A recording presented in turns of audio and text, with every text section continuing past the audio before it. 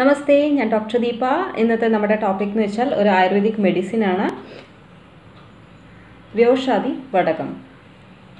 ഇതാണ് ഇന്നത്തെ മെഡിസിൻ. അപ്പോൾ ഇതിൻ്റെ യൂസസ് എന്തൊക്കെയാണ്, ഇൻഗ്രീഡിയൻസ് എന്തൊക്കെയാണ്, അതുപോലെ ആർക്കൊക്കെ കഴിക്കാം, അതിൻ്റെ ഡോസേജ് ഇത്രയും കാര്യങ്ങളാണ് ഇന്ന് പറയുന്നത്. ആദ്യമായിട്ട് തന്നെ അതിൻ്റെ ഇൻഗ്രീഡിയൻസ് മെയിനായിട്ട് നമുക്കതിൽ കുരുമുളക് ഉണ്ട്, ഇഞ്ചി ഉണ്ട്, താലീസം, പിന്നെ ചിത്രകം, അതുപോലെ ജീരകം, പട്ട, ഏലക്കായ, ശർക്കര, അതൊക്കെയാണ് മെയിനായിട്ടുള്ള അതിൻ്റെ ഇൻഗ്രീഡിയൻസ്. പിന്നെ അത് എന്തിനൊക്കെ യൂസ് ചെയ്യാമെന്ന് വെച്ച് കഴിഞ്ഞാൽ നമുക്ക് റെസ്പിറേറ്ററി, അതായത് ശ്വാസ സംബന്ധമായിട്ടുള്ള ബുദ്ധിമുട്ടുകൾക്കും അതേപോലെ തന്നെ നമുക്ക് ഡൈജസ്റ്റീവ്, വയറിൽ ദഹന സംബന്ധമായിട്ടുള്ള കാര്യങ്ങൾക്കും രണ്ടിനും ഉപയോഗപ്രദമാണ്. അപ്പോൾ ശ്വാസ സംബന്ധമായിട്ടുള്ള ബുദ്ധിമുട്ടുകൾ എന്ന് വെച്ച് കഴിഞ്ഞാൽ മെയിനായിട്ട് അലർജിക്ക് കൊണ്ടുള്ള ചുമ അല്ലെങ്കിൽ കഫക്കെട്ട് അങ്ങനെയുള്ളതിന് ഉപയോഗിക്കാം. പിന്നെ അതേപോലെ തന്നെ നമുക്ക് ബ്രോങ്കോ ഡയലേറ്ററായിട്ട് ഉപയോഗിക്കാം.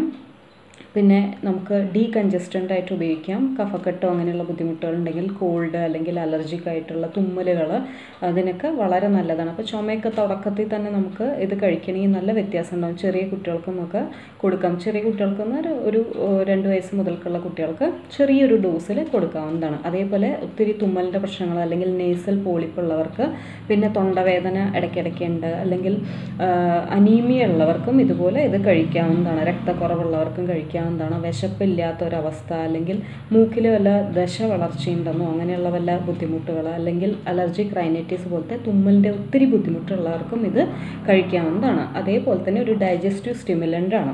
അപ്പോൾ വിശപ്പിനും നമുക്ക് കൊടുക്കാവുന്നതാണ്. ഇനി ഇതിൻ്റെ ഡോസേജ് എന്ന് വെച്ച് കഴിഞ്ഞാൽ ഒരു 5 മുതൽ 15 ഗ്രാം വരെയാണ് ഡോസേജ്. അപ്പോൾ ചെറിയ ഡോസേജിൽ നമുക്ക് വേണമെങ്കിൽ ഒരു 2-3 ഗ്രാം വെച്ചിട്ടും നമുക്ക് ഇടയ്ക്കിടയ്ക്ക് ഒരു 4-5 വട്ടമായിട്ട് ആ ചെറിയ ഡോസിൽ നമുക്ക് കഴിക്കാവുന്നതാണ്. അത് അങ്ങനെ നമുക്ക് വായിലിട്ട് അങ്ങനെ കഴിക്കാം. അതല്ല എന്നുണ്ടെങ്കിൽ തേനിൽ ചാലിച്ചിട്ടോ അതും കഴിക്കാവുന്നതാണ്.